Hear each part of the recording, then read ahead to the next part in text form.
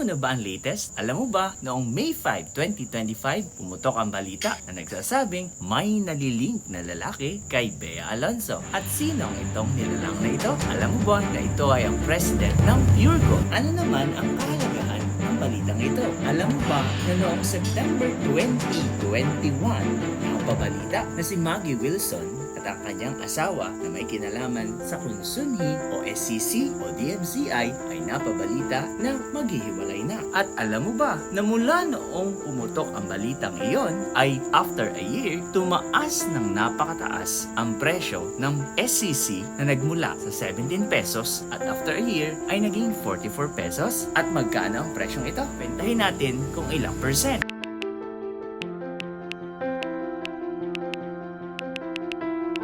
Ang tanong, ngayong May 5, 2025, tapos pumutok ang balita, after a year ba ay tataas din ito ng mahigit 100% sa presyo ng Pure Gold?